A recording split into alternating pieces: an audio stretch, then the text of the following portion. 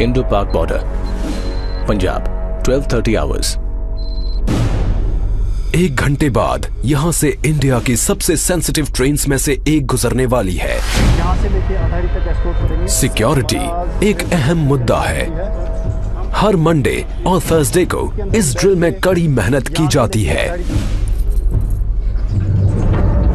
BSF की responsibility है कि पहले जब गेट खुलेगा तो एक पार्टी गेट के आगे जाएगी, गेट के आगे का इलाका सर्च करेगी, किसी प्रकार की सस्पेक्टेड कोई चीज छुपी तो नहीं है वहाँ पे।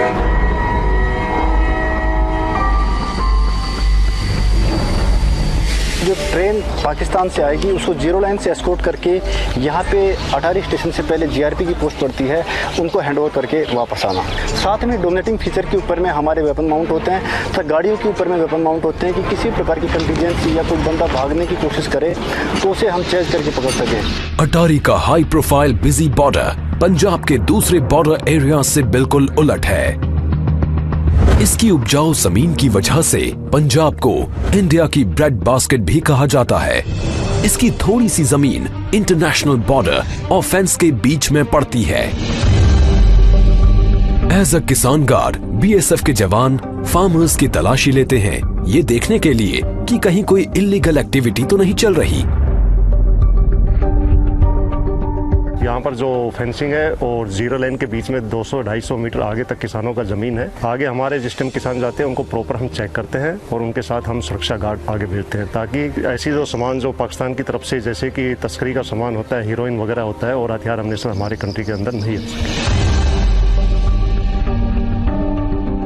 पाकिस्तान और साढ़े नज़दीक ही है, नाल खेती उनकी है, नाल खेती आपकी है, कोई दिक्कत नहीं, कोई खौफ नहीं, उनका काम करते हैं, खेती वधिया। बीएसएफ अपने हमारे साथ है, जिथे जायदा नाल जाते हैं पूरा अपनी निगरानी रखते हैं, पूरा ध्यान रखते हैं। थोड़ी थोड़ी दूरियों पर भी बॉर्डर एरियाज एक दूसरे से बहुत अलग नजर आते हैं। बॉर्डर के कुछ हिस्सों में सीजनली पानी भर जाता है, जिससे सिंपल पेट्रोलिंग भी मुश्किल हो जाती है। जवान अपनी पेट्रोलिंग ड्यूटीज घुटने तक के रबर बूट्स पहनकर करते हैं। जब बरसात वगैरह ज़्यादा होती है या भागड़ा नांगल बांध का पानी छोड़ा जाता है तो यहाँ पर इस एरिया में भी, हमारे बॉर्डर एरिया में भी 5-5 फीट तक पानी भर जाता है। कैसा भी सीजन हो, चाहे गर्मी हो, तूफान हो, पानी हो, कुछ भी हो, उसमें भी ये पेट्रोलिंग जारी रहती है। लेकिन इस बॉर्डर से साउथ में और आगे है एक ऐसा इलाका जो कहीं ज्यादा चैलेंजिंग है। यहाँ दूर दूर तक कुछ दिखाई नहीं देता, फिर भी साल के ज्यादातर समय खारे पानी से ढकी रहने वाली इस बंजर जमीन की बराबर चौकसी की जाती है। ये है ग्रेट रन ऑफ कच्छ, दुनिया के सबसे बड़े सॉल्ट डेजर्ट्स में से एक। ये है वेस्टर्न टर्मिनस पिलर 1175, इंडिया और पाकिस्तान के बीच आखिरी बाउंड्री पिलर। इससे आगे है क्रीक्स, स्ट्रीम्स और वाटरवेज का नेटवर्क जो अरेबियन सी में मिल जाता है। और ये है सर क्रीक, इंडिया और पाकिस्तान के बीच डिस्प्यूटेड खाड़ी। समंदर शांत दिखता है, लेकिन साइक्लोनिक विंड्स 1 मीटर ऊंची लहरें उठाकर ऑपरेशंस में रुकावट डाल सकती हैं।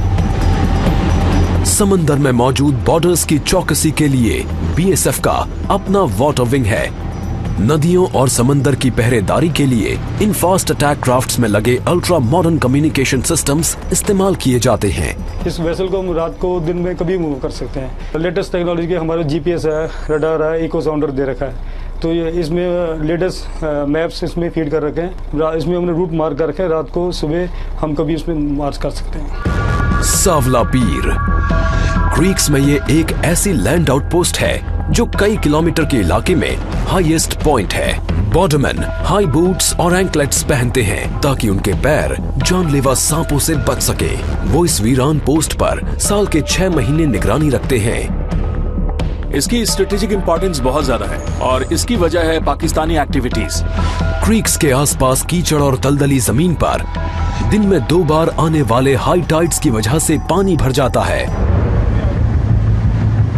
इस जियोग्राफिकल चैलेंज को कंट्रोल करने के लिए स्पेशल स्किल्स की जरूरत होती है और ये क्रीक क्रोकोडाइल कमांडोज पानी और दलदल दोनों में काम को बखूबी अंजाम देते हैं। क्रीक्स में आने के तमाम रास्तों से घुसपैठ का खतरा बना रहता है। पड़ोसी की पकड़ी गई ये बोट्स इलाके की स्ट्रेटेजिक इंपॉर्टेंस की तरफ इशारा करती हैं। ऐसा इलाका जहां बॉर्डरमैन का इम्तिहान उस पार बैठा दुश्मन ही नहीं, यहां की जमीन भी लेती है। हजारों किलोमीटर दूर इंडिया के ईस्टर्न फ्रंट पर पड़ोसी बांग्लादेश का रुख दोस्ताना है, लेकिन फ्रेंडली बॉर्डर की पहरेदारी में अलग तरह के चैलेंजेस होते हैं, जैसे कैटल स्मगलर्स,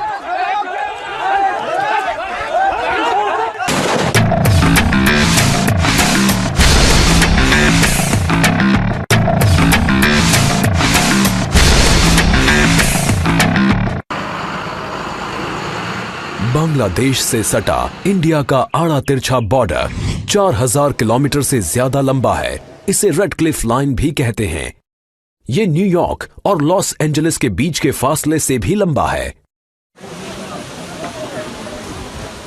त्रिपुरा इंडिया का ये तीसरा सबसे छोटा स्टेट 3 तरफ से बांग्लादेश से घिरा हुआ है। Indo Bangladesh border, Tripura, 1600 hours. कई जगह तो घनी आबादी वाले गांव इंटरनेशनल बॉर्डर के बेहद नजदीक बसे हैं।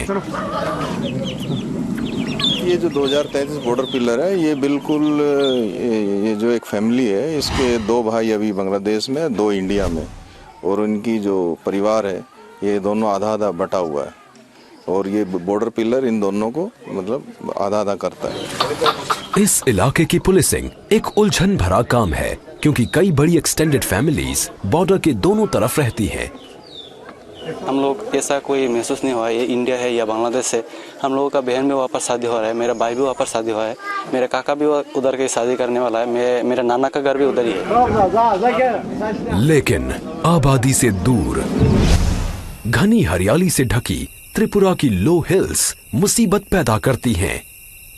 बॉर्डरमैन को यहाँ मस्कीटो नेट फेस मास्क पहनकर चौकसी करनी पड़ती है, क्योंकि इस इलाके में है दुनिया का deadliest malaria parasite plasmodium फैल्सीपिरम।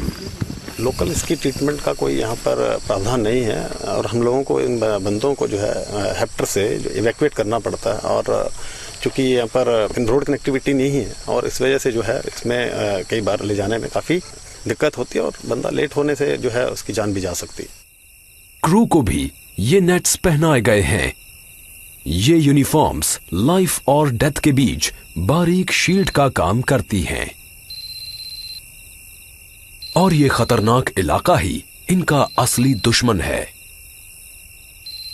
Tripura के साउथ वेस्ट में 300 किलोमीटर से थोड़ा आगे बीएसएफ के ये जवान रात में चौकसी कर रहे हैं। यहाँ चैलेंजेस बिल्कुल अलग हैं।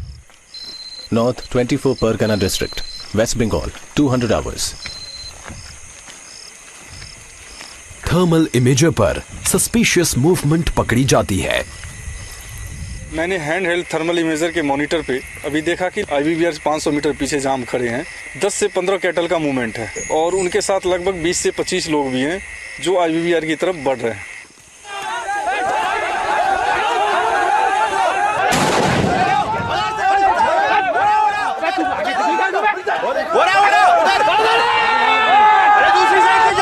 पीछा किया और पकड़ लिया। इंडिया बांग्लादेश बॉर्डर के 1/4 हिस्से पर फेंस नहीं है। इसी वजह से इन इलाकों में बहुत ज्यादा कैटल स्मगलिंग होती है।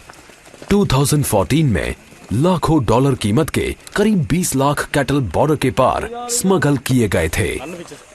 बॉर्डरमैन की स्ट्रेटेजिक पेट्रोलिंग टैक्टिक्स की वजह से अब स्मगलिंग में तेजी से कमी आई है। वेस्टर्न बॉर्डर की ही तरह यहां ईस्टर्न बॉर्डर पर जमीन पर सिर्फ बोट्स ही नहीं होते।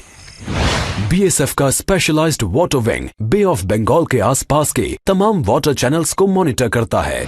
Sundarbans, West Bengal, 10 hours.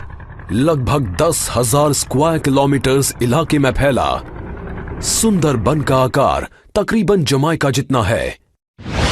इसमें से आधा इंडिया में है और बाकी का बांग्लादेश में। यहां बीएसएफ तय काम को अंजाम देती है। गर्म और उमस भरे सुंदरबन में नहरों, कीचड़ और छोटे आइलैंड्स का एक उलझा हुआ नेटवर्क है।